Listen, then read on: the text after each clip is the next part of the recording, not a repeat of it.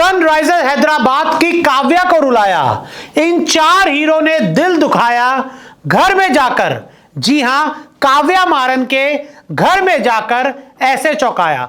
तो सबसे पहले आप तस्वीरें देखिए सनराइजर्स हैदराबाद की मालकिन काव्या मारन की, जो पिछले साल तो हमें खुश नजर आती थी, जश्न मनाते हुए नजर आती थी, लेकिन इस साल काव्या मारन के चेहरे की हवाइयां पूरी तरह से उड़ चुकी हैं। वो पूरी तरह से मायूस, हताश और निराश नजर आ रही है और उसकी वजह है आईपीएल 2025 में सनराइजर्स हैदराबाद की एक और शर्मनाक हार नहीं, शर्मनाक हार। और इसी वजह से काव्या मारन के चेहरे पर हो चुका है हाहाकार।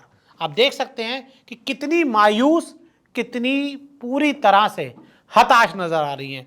और वो इसलिए क्योंकि गुजरात टाइटंस ने एक तरफा मुकाबले में सनराइजर्स हैदराबाद को हराया है।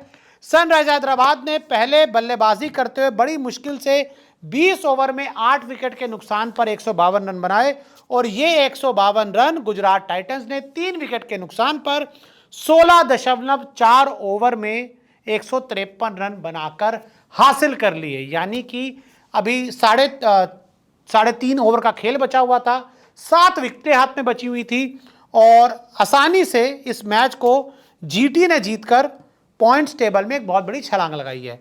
लेकिन अब बात करते हैं कि किन 4 हीरो ने काव्या मारन का दिल दुखाया, किन 4 हीरो ने काव्या मारन को रुलाया। और इसमें सबसे पहला नाम आता है हैदराबाद के ही डीएसपी मोहम्मद सिराज साहब का। जी हां, सिराज रहने वाले तो हैदराबाद के हैं, लेकिन आईपीएल 2025 में गुजरात टाइटंस की जर्सी में नजर आ रहे हैं और सामने वाली टीम की बल्लेबाजों का हाल बेहाल कर रहे हैं। 4 विकेट लिए मोहम्मद सिराज ने। जी हां, इस मुकाबले में 4 इंपॉर्टेंट विकेट्स, पहले शुरुआत में 3 झटके दिए और फिर उसके बाद आके एक नीचे विकेट लिया। बहुत शानदार गेंदबाजी मोहम्मद सिराज की। तो पहले हीरो जीटी के मोहम्मद सिराज। दूसरे हीरो हैं कप्तान शुभमन गिल। देखिए, आपको रन 153 ही बनाने थे, लेकिन गुजरात टाइटंस की जो शुरुआत थी अच्छी नहीं रही। 15 रन पे पहला विकेट गिरा साई सुदर्शन का, 16 रन पे दूसरा विकेट गिरा जॉस बटलर का और यहां से लगा कि गुजरात टाइटंस के लिए यह मुकाबला थोड़ा सा फंस जाएगा। लेकिन शुभमन गिल ने कहा शाहरुख खान की तरह कि मैं हूं ना, और उन्होंने भाई शुरुआत से लेकर अंत तक एक छोर पूरी तरह से संभाल लिया।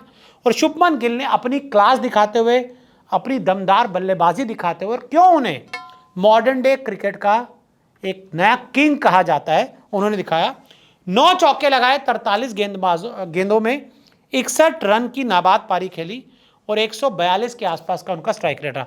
बहुत समझदारी वाली बल्लेबाजी, बहुत सूझबूझ भरी पारी। और कई बार आपको ऐसी पारी भी जरूरत होती है जिसमें आप ये इंश्योर करें कि आपकी टीम अंत तक जाए और मुकाबला जीते। तो ये दूसरे हीरो शुभमन गिल।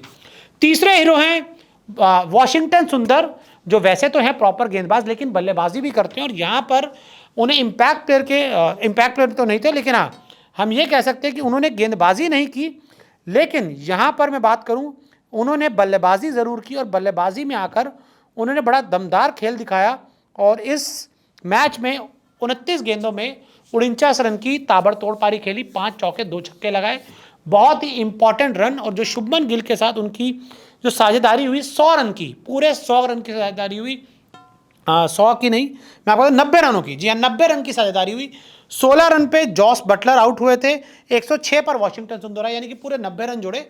उसके बाद सुंदर बाहर चले गए और जब सुंदर गए तब तक चीज़ें जो थी ऑलमोस्ट क्लियर हो गई थी। हालांकि उसके बाद रदरफोर्ड आए, उन्होंने 16 गेंदों में 35 रन बनाकर मतलब ख़त्म कर दिया पूरी तरह से हैदराबाद में ख़त्म कर दिया।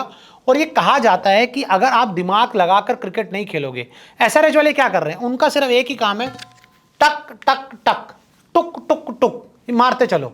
जिस तरह का खेल इंग्लैंड वो जो बेसबॉल करता है, उनका खुद बेसबॉल हो गया है, तो उसी तरह का क्रिकेट एसआरएच खेल रहा है। ऐसा नहीं होता, आपको अच्छी गेंदों को रिस्पेक्ट देनी पड़ती है और बुरी गेंदों पर शॉट्स लगाने होते हैं। और वही काम, अच्छा काम जीटी ने किया जो एसआरएच ने नहीं किया। तो ऐसे में गुजरात टाइटंस इस मुकाबले को जीत गई, सनराइजर्स हैदराबाद इस मुकाबले को बुरी तरह से हार गई। और तभी काव्या मारन, जो एसआरएच की मालकिन है, उनके चेहरे पर आपको हर तरफ निराशा नजर आई। तो गुजरात टाइटंस के दमदार खेल पर और सनराइजर्स हैदराबाद के फ्लॉप शो पर आप क्या कहेंगे, हमें कमेंट करके ज़रूर बताएं।